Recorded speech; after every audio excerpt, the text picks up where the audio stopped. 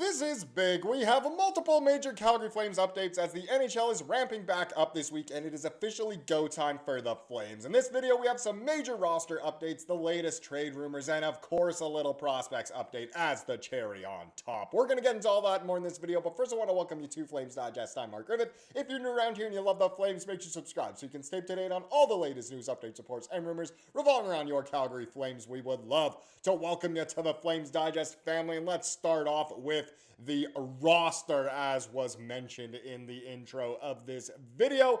And it's obviously, it's interesting times as hockey is finally back this week. Well, Flames hockey is back this week. We obviously just watched a lot of hockey over the Olympic break, but it's an interesting Flames lineup to say the least. Obviously, Huberdeau out for the season with the hip injury / hip surgery, and Pospisil obviously not back yet either. So the Flames have the same groups at practice Monday, so Martin Pospisil not back with the group yet. So it looks like this: Sharkey, Backlund, and Coronato. So officially, Backlund and Coleman split up with Coleman back in the lineup. Zary, Kadri, Farabee, Coleman, Frost, and Gridden. Very interesting one there. And Lomberg, Beecher, and Klapka to round out the forward group. Is that a lineup that can score more than 3 goals a game? I doubt it. And then the D pairing's pretty much the exact same. So Kuzi, Weegs, White Cloud, Ball, Hanley with Perek and Pahal as your extra, and Wolf and Cooley as your 2 tendies. And honestly, there were some pretty funny, reactions to this on Twitter. There were way more than just these 3 I have screenshotted here. But one person says, so much for giving young guys a chance, which is true. It kind of seems like, with guys like Beecher in the lineup and some others, why aren't you putting in guys who maybe deserve another shot? Guys like Cairns, maybe you bring in a Stromgren or a Morton, something like that. But it is true. Another person says, good Lord, once Coleman and Kadri are traded, that is a 32nd place roster if I've ever seen one. Good thing Conroy has done a great job drafting and gave us some great looking pieces going forward. Now get McKenna. And then one person also says, I'd play Perek with Ball, which I think long term is absolutely what the Flames do need to do. But that is interesting there. An update on Pospisil. So head coach Ryan Huska says Pospisil is having issues getting back to Calgary after the Olympics, thanks to the snowstorm on the East Coast. He says at worst, Pospisil will join the team in San Jose for Thursday's game, because there's still quite a few days away until the Flames do play. As if we look ahead at the schedule here, the Flames back from the Olympic break go on the California road trip. So Thursday in San Jose, Saturday in Los Angeles, and then Sunday, quick turnaround over in Anaheim. They'll probably just stay at the same hotel for both nights, but either way, that is kind of your forecast for the week. Another thing I quickly wanted to update on is, as you'll notice, this video is coming out quite a bit later than I normally do on the weekdays. I did start a new day job today, so uploads will be a little bit less consistent probably, or at least be quite a bit later in the day. So I know you're used to probably those, mid-afternoon uploads. They'll probably be more in the evening, kind of as the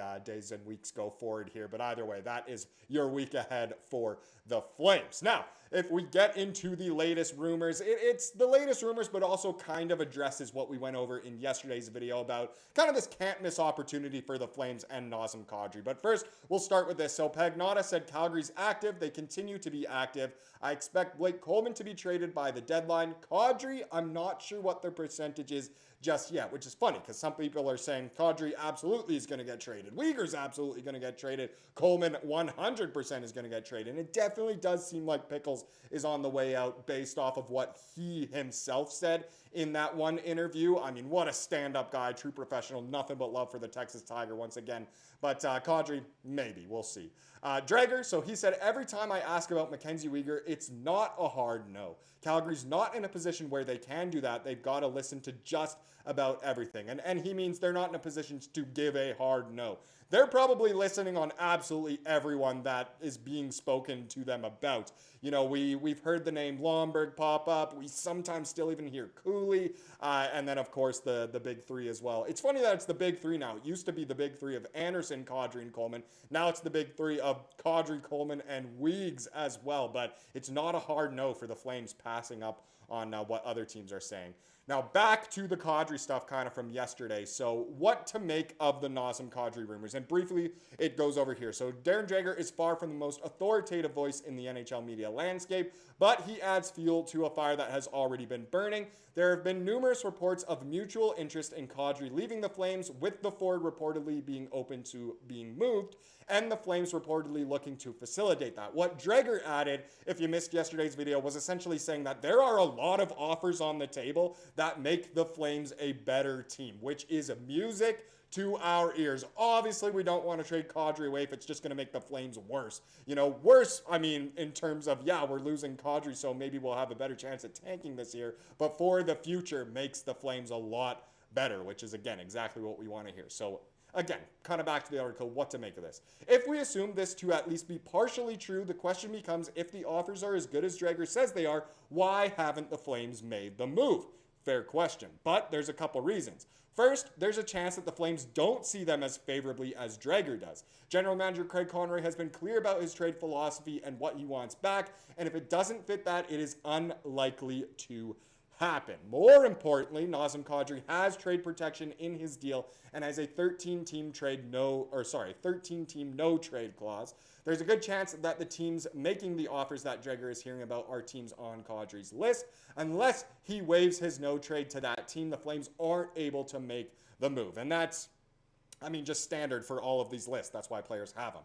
It's worth taking these rumors with a grain of salt, but where there's smoke, there's usually fire. Kadri's trade protection, contract length, and cap hit make him harder to move than others on this team's roster, but if the right deal can be struck, there's a good chance he's playing for another team in a few weeks. And that's, again, good news for the Flames. We want there to be a big market for our players. Actually, Guitar Memoir, one of the regulars on the channel here, pointed out that Dreger is actually cousins with Dave Notice, so he probably has a good idea of what actually is going on behind the scenes. He's not just making this out of thin air like some people do.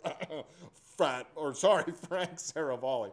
But either way, very interesting stuff here with Kadri. Now, let's get into the promised prospects update, and you already know which one I'm going to be talking about, as we have more good news revolving around Ethan Wittenbach, as he is now at 54 points, tying the record for the most points by a Quinnipiac Bobcat first year in their D1 history. Literally just carrying that team right now. He's the most points by far, carrying them. They're 5th seed in the nation as well right now, which was not expected at all heading into this season. But now at 54 points on the year, breaking records. Keep in mind, the season's not over yet. I can't remember if he has now turned 19 or turns 19 in a few days. All I know is his birthday was late February.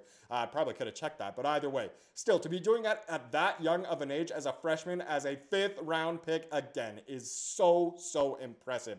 If we get into the nation's scoring leaders, this is the actual amount of points. I know the ranking on the side looks really weird. This is done by points first, is what I'll show. So freshman Ethan Wittenbach at the top by 9 points. The next closest is the senior Cruz Lucius of Arizona State that has 45. Arizona State, what could have been for Cullen Potter? Imagine if we had 1-2 in there. And keep in mind, we also have Reshny and future Flame Gavin McKenna right down there in 5th. So super impressive that he by far has the most points in the NCAA right now. And here is points per game. So again, still first at 1.59 points per game, 22 goals, 22 goals, 32 assists for 54 points in 34 games. So good. And then Gavin McKenna easily in second as well. The only 2 players above 1.5 points per game. So great to see that. And who knows if we can snag McKenna. Oh my goodness. Good things could be coming. But that is great for Witter. We're so happy to have him. Now let's get into the comment of the day to wrap up this video, as we love to do here on the channel. Comes from yesterday's video about, those Kadri rumors, of course, that we spoke a bit about in this video, but this actually has to do with the Olympics once again, as this is a great, I guess, perspective / mindset to have on the loss here. So Mickey Moonrock, who has been around on the channel forever, from America, lives down in Nevada, says, Team USA, thanks and love from America. Good game, Canada. That was one of the greatest games I've ever seen. To my Canadian brothers, all respect from your friends here in the USA. The real gold medal goes to the game of hockey. I hope more Americans start to watch and play this great game. That is just exactly what Canadians needed to hear after that crushing loss. But that's such a nice perspective for sure. So I really appreciate you sharing that. Obviously, it got a lot of likes, so I was going to share that for sure. But so great for hockey in general as a game. It was a great game. You know, the Americans brought out the Johnny Gaudreau jersey as well for the celebrations, which was really touching for Flames fans as well. So overall, as a Canadian, yeah, it stings, but hey, there are good perspectives out there. And again, thank you for sharing that. Thank you so much for watching this video. Please subscribe to what you saw here today and have a wonderful rest of your day.